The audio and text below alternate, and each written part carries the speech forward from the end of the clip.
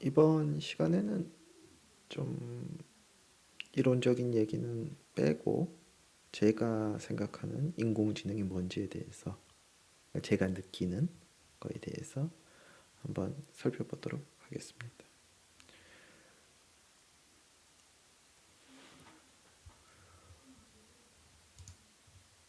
우선 우리 이제 시각에 대한 얘기 시작할 건데요. 자, 이제 시각 우리가 이제 주변 눈 굉장히 우리 생존에 중요한 요소죠. 이 삼엽충 화석인데요.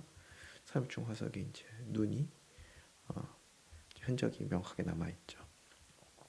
그러니까 눈은 이제 우리가 먹이를 구하는데 잡아 먹히지 않는데 그 다음에 이제 후손을 남기는데 굉장히 큰 도움을 주는 거고 그리고 우리의 일반적인 느낌과는 다르게 눈은 진화의 과정에서 이제 굉장히 독립적으로 여러 번 만들어졌다고 하죠.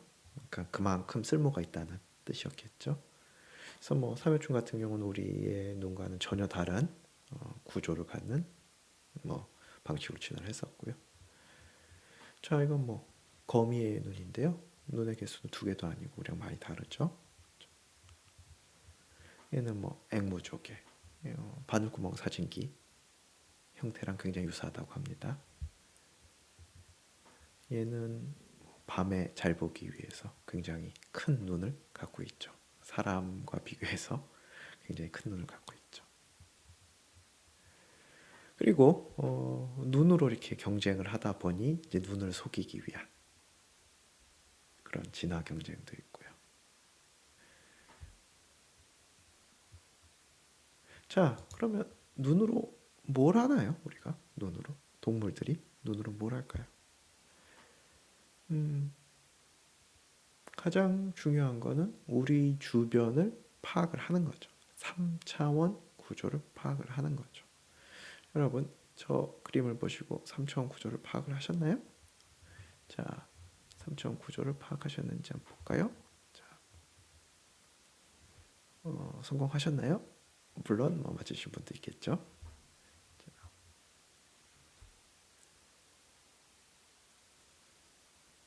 자, 이 그림을 보시고 3차원 구조를 파악하셨나요?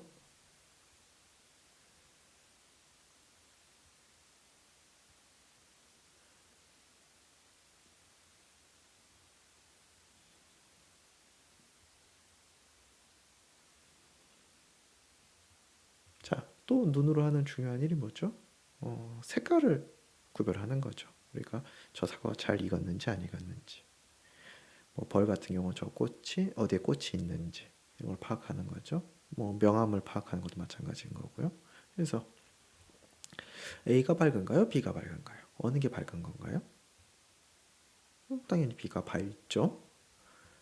자, 그렇죠. B가 밝죠. 네,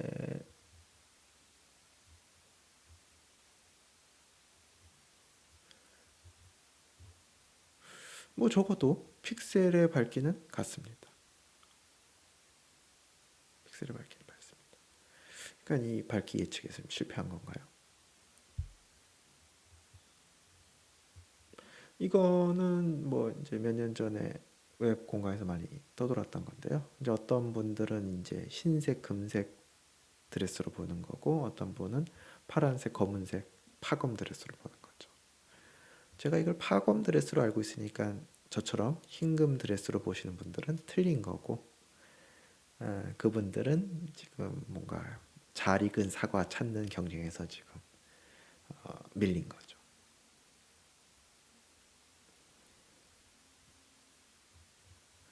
그래서 뭐 이게 이제 저는 굉장히 좋은 예제라고 생각해요. 그러니까 다른 사람이 거짓말한다는 생각이 들 정도로 나는 이게 한 가지 경우로밖에 안 보이는 거죠. 다른 사람이 거짓말한다는 생각이 들 정도로.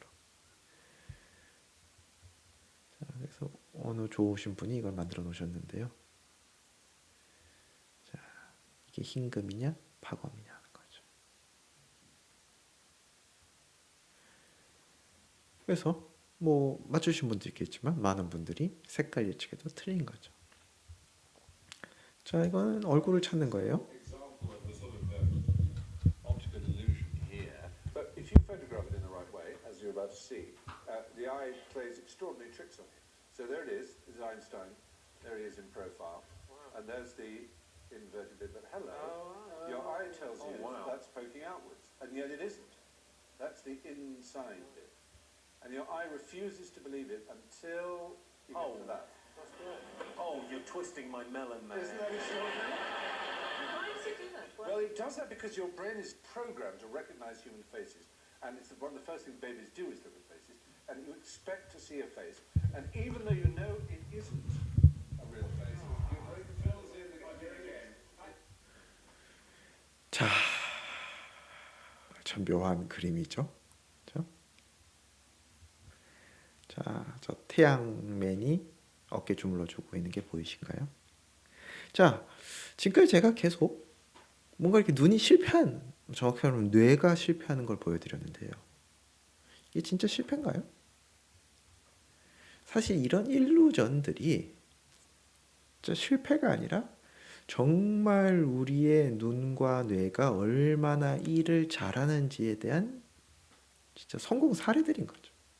뭐 성공 사례라고 하기 좀 심하지만 성공을 보여주는 예제들인 거죠. 한번 생각해 봅시다, 하나씩.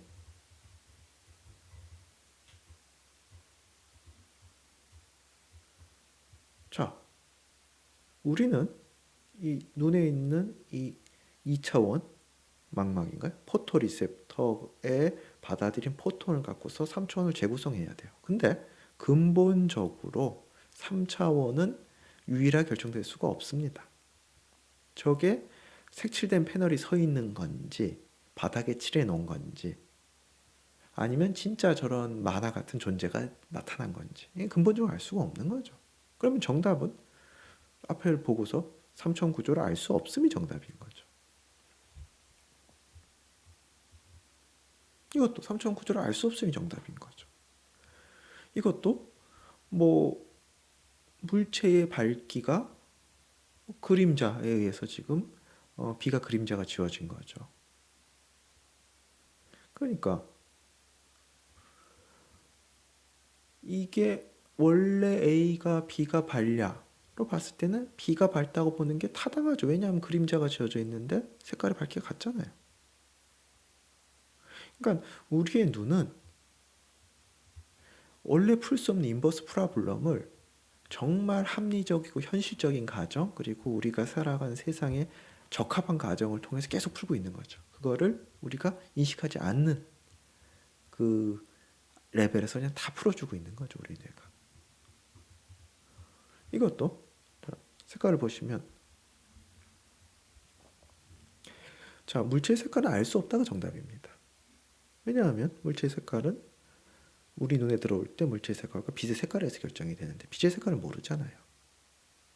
이게 지금 원래 하얀 건데 파란 빛을 보낸 건지 파란색인데 흰빛을 보낸 건지 근본적으로 알 수 없는 거죠. 그거를 우리가 빛에 대한 가정을 적당히 함으로써 물체의 색깔을 추론을 하는 거죠. 우리가 원래 알고 있던 사실.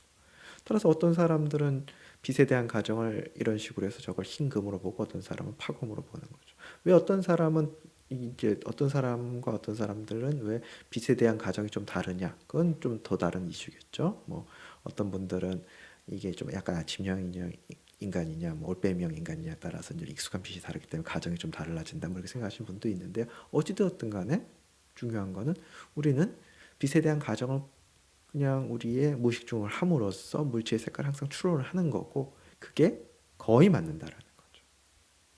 정말 극단적인 지금 보여드린 것 같은 굉장히 이상한 경우가 아니면 항상 잘하고 있는 거죠. 그리고 얼굴을 찾는 거 이런 우리가 만날 일이 없잖아요.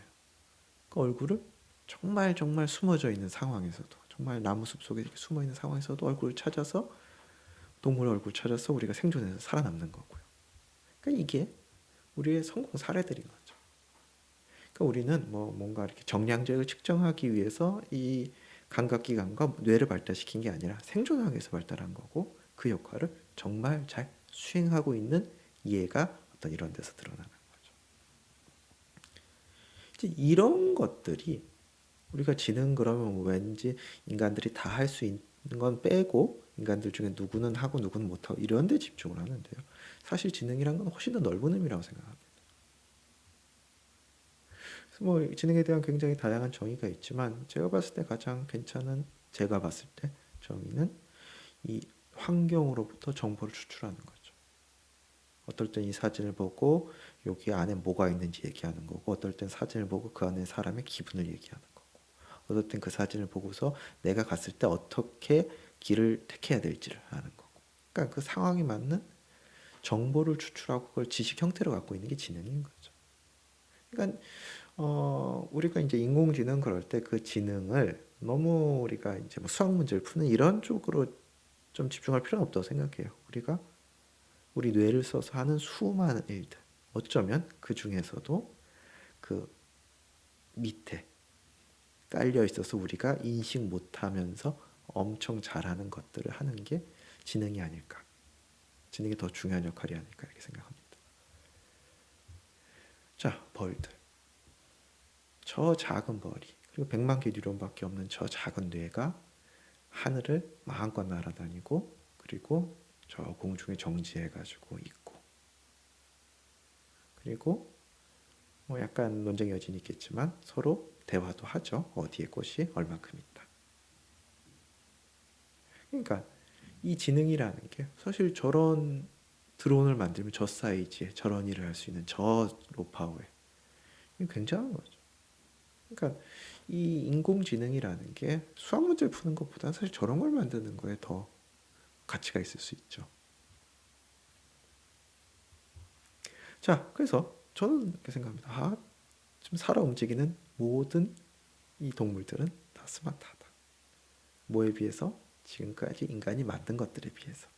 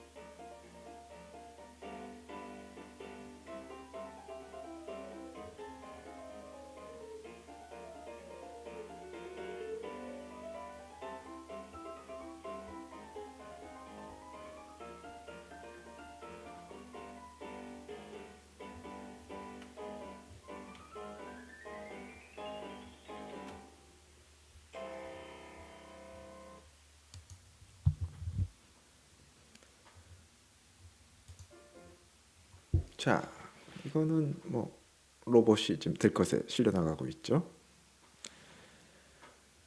자, 이게 이제 AI 1994년도에 쓰여진 책이니까 지금 뭐 사실 좀 오래되긴 했는데요. 우리한테 우리 본성의 선한 천사 책으로 잘 알려진 스티븐 핑커의 이제 언어 본능에 저런 얘기가 나오는 거죠. 35년에 걸친 AI 연구에서 가장 중요한 레슨은 어려운 문제는 쉽고 쉬운 문제는 어렵다라는 거죠. 그러니까 4살짜리 아이가 굉장히 당연하게 하는 행동들, 얼굴 알아보고 연필 들고 방 안 걸어 다니고 질문 대답하는 게 사실은 이 아이가 지금까지 있었던 엔지니어 문제 중에 가장 어려운 문제를 풀고 있다라는 거죠.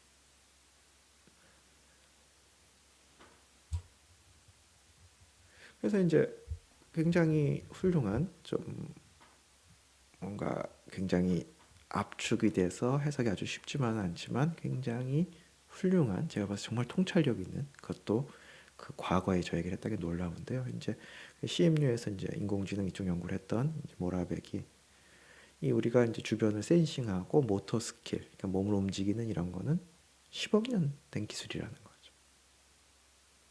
그러니까 개발 기간이 10억 년인 거죠. 그리고 그냥 단순히 개발한 게 아니라 잘못하면 자손을 못 남기고 죽고 이런 걸 10억 년 동안 해서 그냥 다 잘한다는 거죠. 그래서 그냥 쉬운 것처럼 느끼는 거죠. 그러니까 뭐 국가대표 탁구 선수들 모여서 탁구를 툭툭 치는데 탁구는 쉬운 거야. 뭐 이런 느낌인 거죠. 근데 반면에 우리가 뭐 보통 이제 시험에서 평가하는 어떤 논리적이거는 사실은 위에 얘기한 센서랑 모터 스킬 없이는 생존에 도움이 되는 기술도 아니고요. 그거랑 연합했을 때만 조금 도움이 되겠지만, 그리고 역사도 10만 년 정도 된 거죠. 그래서 아직 뭐 진행 중인 1일뿐더러 이걸 본질적으로 어렵다고 하기에는 앞에 게 너무 어려운 거죠. 그리고 사실 이가 할 때 우리가 어렵다고 느끼는 게 큰 거지, 이거를 어떤 프로그램이나 이런 거로 만들 때는 앞에 있는 것들이 훨씬 더 힘든 일이다 라는 걸 깨우친 거죠. 아, 그래서 쉽다고 생각했던 것들을 로봇을 만들어 보려고 했더니, 인공지능 만들려고 했더니 잘 안 됐다, 이걸 깨우친 거죠. 그래서 이제 뭐 우리가 이제 휴먼들이 너무 다 잘하다 보니까 지능을 휴먼들 사이에서 차이가 나는 거로만 국한을 해가지고 좀 시야가 좁아졌지만, 사실 가만 생각해 보면 굉장히 넓은 범위에 있는 거죠. 이 지능이라는 단어를 공식적으로 쓰는지 모르겠지만 주변을 보고서 3천 공간을 인식하고 거기서 걸어 다니는 것들, 지금 이 두 가지 항목에 대해서 얘기를 하고 있는데요. 이게 굉장한 거죠. 인공지능이 만들어야 돼 굉장히 중요한 거예요. 거기에도 뭐 음악, 사람의 감정을 느끼는 거, 논리적인 굉장히 다양하죠, 지능이라는 게. 그러니까 우리가 인공지능이라고 했을 때, 지능이라고 했을 때 이거를 너무 국한짓게 생각하지 않았으면 좋겠어요, 저는. 이건 굉장히 넓은 범위. 어쩌면 제 책상에 있는 볼펜을 그냥 슉 짚는 거, 엄청난 인공지능이 풀어야 될 문제 중에 하나인 거죠. 뭐 사실 지금 풀고 있고요. 그 다음에 자, 이거를 일직선상으로 얘기할 수 있냐, 지능이라는 게. 참 어려운 문제인 것 같습니다.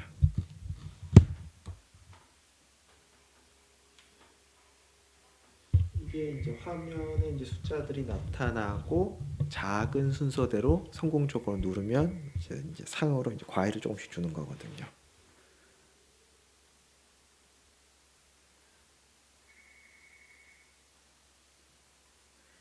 자, 이제 침팬지가 하고 있는 거고요.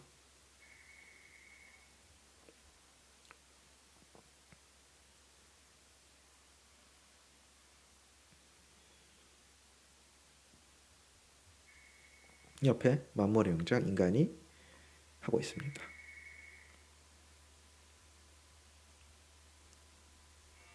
틀렸네요.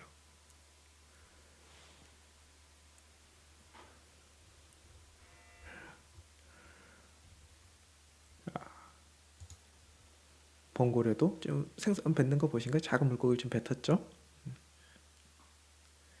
작은 물고기 뱉은 거 보이시죠? 자, 그러니까 뭐 누구를 속이는 능력. 앞에 침팬지 같은 경우 숫자를 기억해가지고 내가 필요한 과일을 먹는 능력. 이게 다 지능인 거죠. 이런 것들을 만들겠다라는 거죠.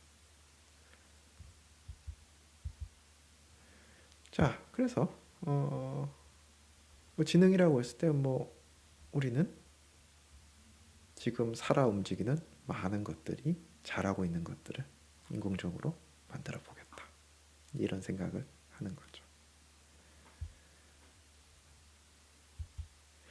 자, 그럼 어떻게 하면 만들 수 있을까요? 야, 그래서 뭐 인공지능 사실 뭐 정의가 여러 가지가 있습니다. 이제 그 중에서 뭐 제가 봤을 때 무난한 선택이 뭐 정의 굉장히 다양합니다. 이제 그거를 어떻게 만들었는지는 다 됐고, 이거를 수행할 때 이제 평이, 주변 평이 그런 거죠. 이거 지능이 필요한 일인데 그런 일을 수행하는 걸 만드는 기술이다.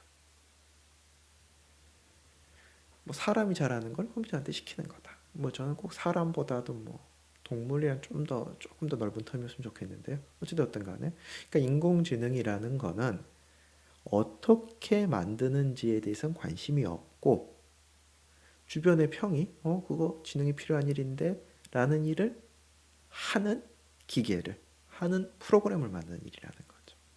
인공지능이라는 거는. 그러니까 목적만 있는 거죠. 그래서 이 튜링, 여러분도 잘 알고 있는 이 튜링, 이 어떤 인공지능에 대해서 어떤 테스트를 제안하는 거죠. 그래서 이거를 잘하면 인공지능이 지능이 있다고 하자. 그 테스트가 뭐냐 하면 저기 밖에서 이제 채팅을 하는 거죠. 그래서 기계랑도 채팅을 하고 사람이랑 채팅을 하는 거죠. 그래서 기계가 사람을 성공적으로 속이면 채팅했는데 사람이 너 기계고 너 사람이야 라고 얘기를 해서 맞추면 사람이 기계가 지능이 없는 거죠. 근데 사람을 완전히 속였다. 그러면 이제 지능이 있다고 하자. 이제 튜링 테스트가 이게 이제 인공지능에 대해서 이제 하나의 중요한 관점인 거죠. 그러니까 내가 그걸 어떻게 만들어지는 난 전혀 관심이 없고 동작을 하면 동작을 해서 지능이 필요해 보이는 일을 수행하면 지능이 있다고 하자. 이 관점인 거죠. 뭐 그런 관점에서 뭐 영화도 한 편 있었죠. 그렇죠? 서로 속고 속이는 앞에 그 범고래가 새를 속였는데 결국 어떤 지능의 끝에는 서로 속이는 게 뭐 누구를 얼마 잘 속이느냐 이게 이제 뭐 지능의 끝판왕일 수도 있겠습니다. 그래서 뭐 저 인공 뭐 향신료 이게 굉장히 좋은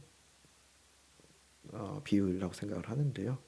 인공 향신료의 조건은 어떤 그런 플레이버가 그런 냄새가 그런 맛이 나냐가 기준인 거죠. 내가 그거를 어떻게 만들었는지는 인공 향신료에 별 관심이 없어요. 그러니까 얘가 나한테 어떤 그 느낌을 주느냐, 그 맛의 느낌을 주느냐 이거의 기준인 거죠. 마찬가지 인공지능도 얘가 지능의 역할을 하냐라는 거지 그 안에 그걸 어떻게 만들었는지는 우선 관심이 없는 거죠. 그리고 관심이 없다는 얘기는 다양한 방법들이 있다는 거고 그 방법들은 굉장히 열려 있는 거죠. 뭐 지금 뭐 당연히 주류적인 방법이 있지만 새로운 방법이 나올 수도 있는 거고 과거에 나왔던 방법이고 좀 지금은 뭐 별로라고 했던 방법이 다시 뜰 수도 있는 거고 그러니까 방법론에 대해 얘기를 하는 건 아닙니다.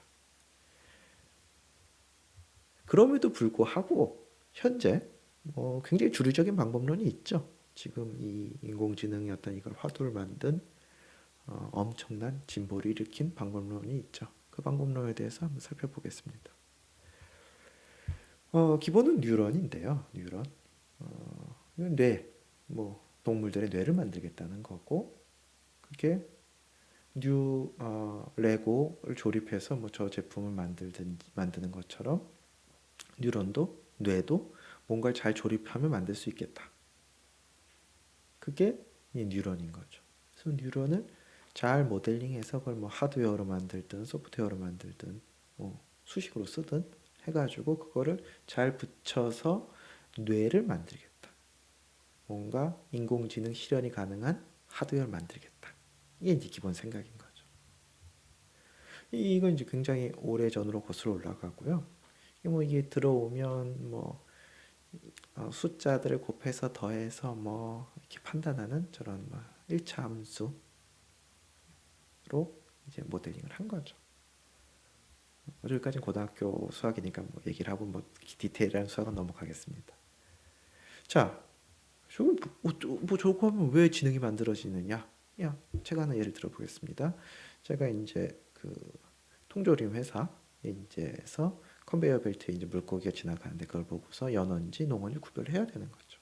그걸 구별해야 되는데 컨베이어 벨트에 센서가 2개 달려 있습니다. 센서 하나는 그 밝기를 재는 거고 하나는 길이를 재는 건데요. 그래서 그 센서로부터 들어온 데이터를 봤더니 연어는 뭐 이런 히스토그램, 농어는 이런 히스토그램, 길이를 봤더니 연어는 이런 히스토그램, 농어는 이런 히스토그램 따르는 거죠. 그래서 2차원 도면 위에 이제 그려본 거죠. 그래서 연어는 까만 점, 농어는 빨간 점 찍어봤어요. 그래서 일직선을 이렇게 쫙 그어봤더니 이쪽으로 들어오면 이제 연어라고 하고 이쪽으로 좀 농어를 하겠다.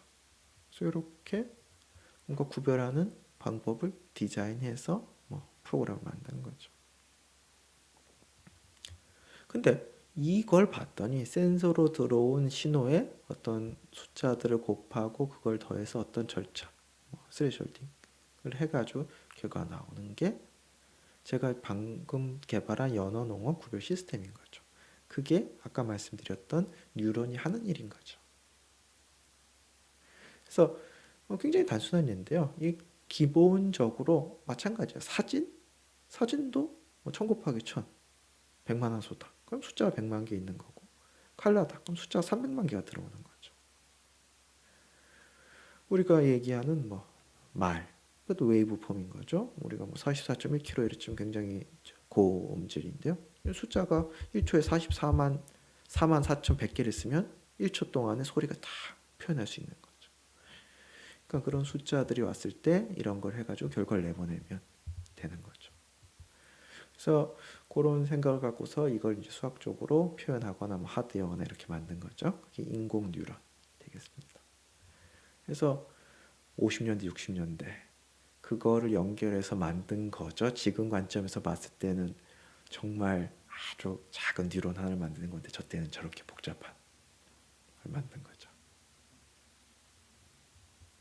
그래서 지금 관점에서 보면 이 정도 만든 겁니다. 이 사이트 텐서 하여튼 사이트 이름은 나중에 공유를 하도록 하고요. 여기서 이제 입력 2개와 그다음에 제가 연결하면 히든 레이어 더한다든지 결정해서 하게 되면 이렇게 경계를 찾는 거죠. 이 데이터에 대해서. 그래서 앞으로 이게 들어오면 붉은색, 이쪽은 파란색 잘 구별을 하는 거죠. 자, 근데 이 경우는 이제 구별 못 하는 거죠. 이게 이제 어떤 직선을 나눠도 이 패턴을 나눌 수가 없는 거죠. 그래서 그 다음 단계가 뉴런 하나로는 안 되겠다. 뉴런들을 연결시키자. 뉴럴 네트워크를 만들자라는 생각을 한 거고, 자, 이제 2개 이상의 네트워크라고 하죠. 자, 연결해가지고 뉴런 2개, 뉴런 4개 연결해가지고 했더니 구별할 수 있는 거죠. 더 복잡한 패턴들 구별이 잘 안 되죠. 그러면 뉴런을 더 많이 넣는 거죠. 이제 구별이 되는 거죠. 근데 보시면 이렇게 해가지고 실행하게 되면 이제 구별 못하죠. 패턴이 복잡하니까 이것도 구별 못하는데 이거 같은 경우 패턴이 쉬우니 구별이 되는 거고. 여러분 이거 한번 해보시면 느낌이 오실 겁니다. 자, 구별 잘 하고요. 패턴 복잡한 거 하는 대신에 뉴런도 추가하고 있죠. 뉴런 추가해가지고 진행하게 되면 자, 학습하고 이것도 꽤 잘 구별한 거죠. 통계적으로 봤을 때. 그렇죠? 뉴런이 더 늘어나면 구별을 더 잘하고요. 그러니까 이거와 본질적으로 사진을 보고서 얘가 개냐 고양이냐 얘기하는 거. 좀 더 나가자면 번역을 하는 게 크게 다른 문제가 아니라는 거죠. 결국 숫자들이 들어오고 숫자들이 나가는 건데 그 관계식이 복잡해진다는 문제인 거지 기본적으로 저런 문제라는 거죠. 자, 요거는 이제 마지막에 수렴시키기 쉽지 않은데요. 여차여차가 좀 결국 성공을 할 수 있습니다. 그래서 이 신경망은 입력과 아웃풋을 내가 원하는 걸 하고 그 사이를 이제 뉴런들 많이 넣어서 표현하는 거고요. 그 뉴런들은 내가 예시로부터 가르치는 게 어떤 기본적인 구조가 되겠습니다. 이런 식으로 만드는 거죠. 그러면 지금 이 인공지능을 어디에 쓰고 있냐? 정말 많이 쓰고 있죠.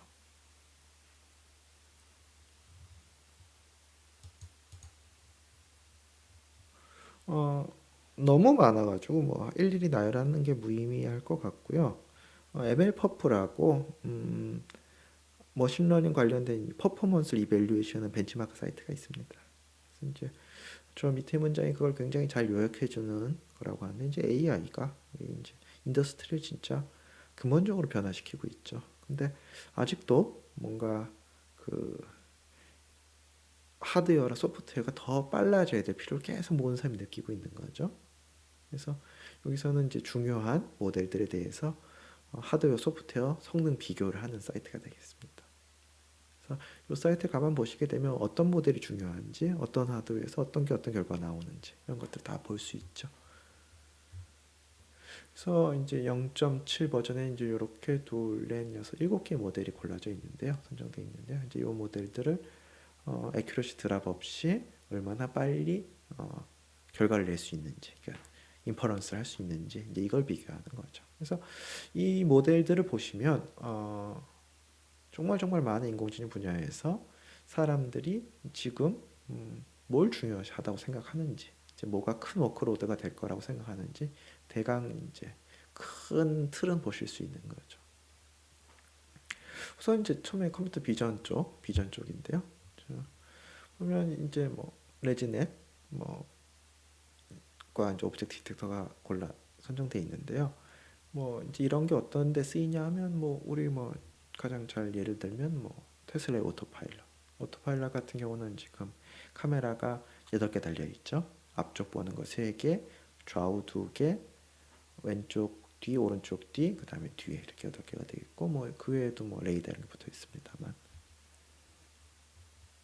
그래서 그 각각의 카메라는 이런 역할적 수행을 해야 되는 거죠. 뭐 도로선도 찾아야 되는 거고 스탑 사인도 찾아야 되는 거고 자동차도 찾아야 되는데 그냥 거리와 크기 이런 거가 대체해야 되니까 3D 저렇게 찾아야 되겠죠. 그죠? 스탑 사인 나오면 서야 되는 거고 스탑 사인도 종류가 굉장히 많고 상황도 다양하겠죠. 그래서 이런 것들 수행하는 네트워크는 뭐 컴퓨터 비전 쪽 네트워크 이런 걸 수행하고 있는 거고, 뭐 레지넷 계열의 이제 백본이 많이 쓰이죠. 그 다음에 이제 내추럴 랭귀지 프로세싱인데요. 이제 뭐 검색, 뭐 그게도 뭐 굉장히 너무 많이 쓰이는 건데 뭐 이제 글을 보고서 이 사람의 감정이 어떤지 뭐부터 해가지고 예를 들어서 창문을 내려라, 창문을 닫아라, 뭐 창문 내려, 이 같은 하나에 대해서 굉장히 다양한 표현이 있겠죠. 이런 것들을 했을 때 이 문장을 어떻게 이해할 것인가. 그러니까 이거를 음성 인식에서 텍스트로 바꿨다고 했을 때 그 텍스트가 하나의 어떤 인스트럭션에 대해서 굉장히 수많은 표현들이 있을 수 있잖아요. 거기서 어떤 그 인스트럭션을 어떻게 뽑아낼 것인가. 내가 뭐 한 문장을 이렇게 썼는데 그중에 답을 어떻게 뽑아낼 것인가. 그러니까 우리가 얘기하는 자연어, 그러니까 컴퓨터 프로그램 언어가 아니라 우리가 사용하는 언어, 일반적으로 사용하는 언어에 대해, 인간이 사용하는 언어에 대해서 필요한 정보를 어떻게 뽑아낼 것인가. 이게 굉장히 중요한 문제인 거죠. 그래서 이제 내추럴 랭귀지 프로세싱은 진짜 너무너무 많이 써서 우리가 뭐 검색하거나 구글 검색하거나 항상 쓰는 건데요. 뭐 그래도 조금 간단한 예제 하나 제가 들고 와봤습니다. 간단하면서 조금 이해하기 쉬운 퀘스천인데요. 이게 이제 버트, 이 모델 라지가 몇 개의 파라미터, 이게 질문인 거고 여기 이제 지문이 있는 거죠. 파라미터니까 여기서 보면 3억 4천 개인가요? 100만 천만억. 예. 그러니까 뭐 우리가 쓰는 시험 문제랑 비슷하죠. 지문이 있고 했을 때 이걸 갖고서 뭐 처리하는 뭐 간단한 코드입니다. 자, 모든 단어들은 뭐 이제 사전에 인덱스로 표현할 수가 있을 테고, 그러니까 다 숫자로 표현하는 거죠. 그다음 그것도 뭐 인베딩이나 절차를 통해서 이제 숫자로 표현하고, 그다음 뉴럴 네트워크 통과하고 뭐 그런 과정이 진행이 되는데요. 기본적으로 이제 앞에 얘기했던 뉴런들 이런 컨셉으로 진행이 되는 거죠. 그래서 보면 자, 요 질문에 대해서 자, 여기 좀 지문이 쫙 있죠. 아까 얘기했던 질문의 대답의 첫 단어가 어디서 시작하는지 찾고, 그 다음에 어디서 끝나는 게 좋은지 찾고, 이렇게 해결하는 거죠. 제가 여기서 보여드리는 거는 자연어 처리라는 굉장히, 이거는 뭐 숫자로 표현할 수 없을 것 같은 것들도 이렇게 잘 표현할 수 있다. 그리고 뉴럴 네트워크로 잘 다루고 있다. 이제 뭐 버트, 이거는 이제 우리 검색이라든지 어떤 우리 사실 먼저 언어를 쓰잖아요. 언어를 쓰는데 이제 거의 필수적으로 사용될 것 같은 모델인 거죠. 이제 GPT-2, GPT 사실 3까지 있는데 GPT-3 데모는 제가 어디서 할 수 있는지 몰라가지고 GPT-2 데모인데요.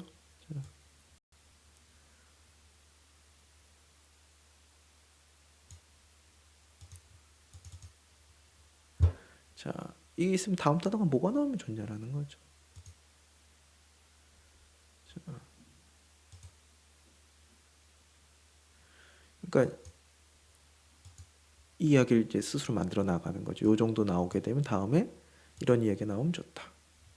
그리고 여기까지 나오면 뭐 이런 얘기가 좋다. 그러니까 뭐 진짜 이야기를 만들어내는 거죠. 이런 거 이제 GPT 모델에서 하는 거고요. 자,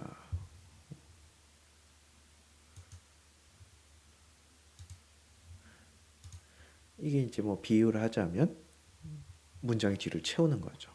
자, 여기까지 질문까지 딱 해놓으면 그 뒤에 답을 쓰는 거. 이것도 문장 뒤를 채운다고 볼 수 있잖아요. 이런 느낌인 거죠. 이렇게 해놓으면 뒤에 채우는 거, 이미지로 하자. 채우는 거. 이런 것도 내추럴 랭귀지 프로세싱의 아주 유명한 모델이 되겠습니다. 그다음에 이제 레코멘데이션인데요. 우리 뭐 유튜브, 넷플릭스 뭐 항상 추천 받죠. 그리고 그 추천이 잘 먹히죠. 이런 것들 저한테 추천이 뜨는데 요거 계산하는 거. 그리고 저의 취향을 잘 맞춰서 추천을 해주고 있죠. 뭐 자세히 모델 내용은 말씀드리지 않겠지, 뭐 넘어가겠지만 기본적으로 뉴럴 네트워크 있고, 뭐 인베딩이 있고, 앞에서 얘기했던 방식으로 진행이 되는 거죠. 그다음에 뭐 의료, 우리의 건강, 세그멘테이션, 뭐 그래서 3차원으로 어떤 세그멘테이션, 여기 뭐가 어떤 게 어떤 크기로 있는지 이제 추정하고 추측하고 하는 거죠. 그다음에 뭐 스피치 레코그니션, 이건 뭐 우리 뭐 많이 쓰고 있죠. 이제 이거는 뭐 이제 스마트폰에서 할 정도로 이제 서버 안 거쳐도 될 정도로 이제 많이 내려와 있고요. 자, 그래서 지금 보여드린 모델들이 뭐 각각 스테이트 오브 디 아트다 뭐 이런 것보다는 얘가 정말 많이 쓰이고 사람들한테 정말 대중적으로 정말 많이 쓸 모델과 응용 예를 보여드린 거죠. 구체적으로 들어가면 뭐 한두 끝도 없이 많죠.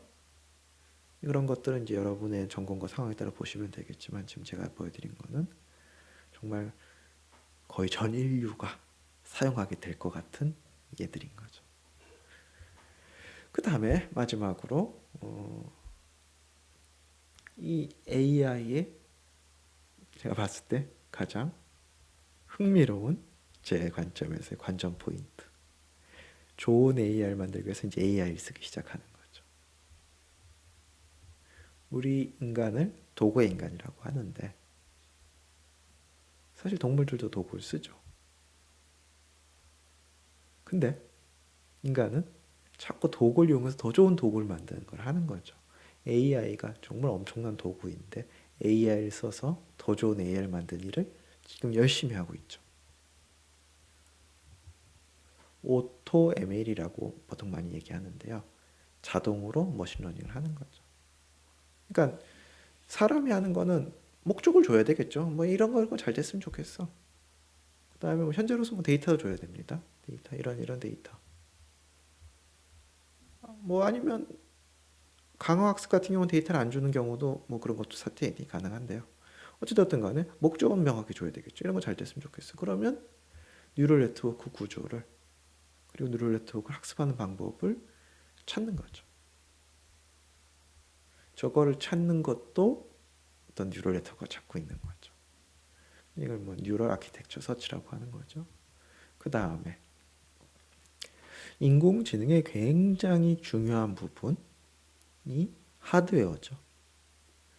인공지능 관련된 어떤 뉴럴 네트워크 관련된 수학식들은 물론 뭐 최근에도 많이 나왔지만 과거에 기본 꼴들이 다 있었죠. 수십 년 전에. 그럼에도 불구하고 그거를 성능을 못 낸 이유는 결과를 못 뽑았던 이유는 데이터도 부족했고 계산량도 부족했기 때문인 거죠. 그러니까 좋은 하드웨어가 나오면서 그걸 달성이 된 거죠. 따라서 이 AI에 있어서 정말 중요한 요소가 그걸 계산을 가능하게 해준 하드웨어인데 그 하드웨어를 만드는 과정에서 뭐 이런 플레이스먼트 앤 라우팅이라고 그러는데요. 각 부품들 배치하는 거죠. 뭐 스탠다드 셀 같은 경우 뭐 수백만 개, 매크로 같은 경우도 뭐 수천 개 이런 걸 배치하면 저를 선을 연결하는 거죠. 사람이 몇 주씩 걸린다고 합니다. 뭐 바둑 같은 거라고 생각하셔도 돼요. 뭐 돌을 잘 놔야 되는 건데 뭐 잘못 놓을 수도 있는 거고 사람이. 이게 이제 AI 칩을 만드는 데 있어서 굉장히 시간 병목이 되는 건데 이것도 이제 AI를 써서 하려는 연구들이 활발히 진행이 되고 있죠. 그래서 도구를 써서 도구를 만드는 AI를 써서 AI 네트워크 구조를 만들고 AI를 가능하게 하는 칩을 만들고 이게 이제 진행이 되는 거죠. 그래서 이건 이제 TPU, 이제 구글에서 만든 텐서 프로세싱, 그러니까 AI 전용 가속기라고 생각하시면 되겠습니다. 그래서 보시면 이제 배치인데요. 뭐 이거는 이제 내부의 어떤 정보 때문에 이제 뿌옇게 해서 공개가 된 건데요. 사람은 뭔가 이렇게 각 잡아가지고 뭔가 규칙적으로 배치하려고 노력을 하는데 AI는 그런 거 없는 거죠. 이렇게 배치하는 거고요. 이렇게 오래 걸리는 거 이렇게 줄일 수 있다. 그거고요. 굉장히 중요하다. 제가 봤을 때 AR 써서 AR 만드는 게 결국은 어떤 인간이 만드는 기술의 가장 마지막에 있지 않을까 하는 생각을 합니다. 자, 그래서 굉장히 넓은 범위에 대해서 말씀을 드렸고요. 한번 정리를 해보겠습니다. 자, 제가 첫 번째 드리고 싶은 말씀은 지능이라는 거, 인공지능이라는 게 그게 꼭 좁은 범위에 국한이 되지 않는다. 우리가 그냥 은연중에 하는 이런 각각의 행동들, 이것도 사실은 굉장히 높은 수준의 인텔리전스다. 인텔리전스라는 표현이 좀 거북하시다면 높은 수준의 엔지니어링 문제다. 그리고 그것들은 동물들은 기본적으로 다 잘하는 것 같다. 되겠습니다. 그 다음에 인공지능이라는 거는 그거를 실현하려는 거죠. 그거를 어떤 방법을 써서든 실현하려는 거고, 그리고 현재로서는 뉴런들을 잘 만들고 그걸 잘 연결해서 하는 건데, 이 그림은 이제 뭐 알렉스넷이라고 뭐 유명한 뉴럴 네트워크의 연결 관계를 이제 그림을 표시해 놓은 거죠. 그렇죠? 그러니까 뉴런을 만들고 걔네들 잘 연결하고 웨이트를 잘 결정하면 이런 앞에서 얘기한 것들을 잘 수행할 수 있다. 그러니까 얼마나 뉴런을 얼마만큼 잘 연결시키느냐, 이게 이제 질문의 핵심이 되는 거죠. 레인맨이라고 제가 이제 어려서 봤던 영화인데요. 이제 톰 크루즈가 자기가 이제 상속받을 유산이 모르는 사람한테 다른 어떤 단체로 흘러가는 걸 보고서 이제 그걸 자기 받기 위해서 찾아갔는데, 거기에 이제 서번트 증후군 앓고 있는 형이 있었던 거죠. 자기는 존재도 몰랐는데. 그래서 더스틴 호프만과 같이 이제 길을 떠나게 되면서 점점 이제 성숙한 훌륭한 사람, 뭔가 이렇게 인간적인 사람이 되는 뭐 그런 이야기인데요. 더스틴 호프만이 이제 기본적인 대화도 불가능할 정도의 오티즘은 아니고 뭐 좀 다른 걸로 알고 있는데, 아무튼 이제 서번트 증후군이었죠. 그럼에도 기억력과 기억력에 대해서 이제 경이적인 모습을 보이는 전화번호를 외운다든지 그런 사람들이 가끔 있죠. 그렇죠? 이게 이제 그런 서번트 증후군 그린 건데, 이제 굉장히 놀라운 이제 헬기를 타고서 이제 도시 한 번을 이렇게 날면 이제 이런 그림을 그리는 거죠. 굉장히 훌륭하고 아름다운데요. 이런 천재성에도 불구하고 이런 이제 증후군을 가지신 분들이 어떤 업적을 남기진 못하죠. 이 업적, 유용한 거라는 거는 정말 이 학문들, 우리가 아는 것들 연결시키는 거에 있다고 생각합니다. 이제 이런 굉장히 훌륭한 능력이긴 한데요. 어떤 우리가 이제 인공지능 시대에 필요한 거는 뭐 놀라운 기억력 이런 것보다는 각각을 잘 연결시키고 뭔가 큰 그림을 보는 게 필요하다고 생각을 합니다. 그래서 원래 제 목적은 학교에서부터 이걸 이제 전 지구까지 쫙 하는 거였는데, 아직 지금 학교 주변이 이제 3D 모델링이 안 돼 있어가지고 그래서 제일 큰 뉴욕으로 했는데요. 그러니까 우리가 너무 좁은 범위만 보려고 하는데요. 이제 인공지능, 뭐 예전에는 어떤 수학 변환 테이블을 잘 외우고 이런 것들이 굉장한 메리트 있었을 수 있는데요. 이제는 이제 그런 것들이 별 메리트 없는 거죠. 이제 우리한테 필요한 거는 얘가 어떻게 연결이 돼 있고 얘와 얘는 무슨 관계가 있고 내가 큰 그림에서 디자인을 하고 작은 디테일은 AI가 채워놓도록 하고 이런 식으로 진행을 해야 되지 않을까. 그러다 보니 예전에도 그랬지만 더더욱 큰 그림을 잘 볼 수 있는 교육을 하도록 해야 되고 그리고 공부를 하도록 하지 않을까 생각하고 있습니다. 그러면 제 얘기 잘 들어주셔서 감사합니다.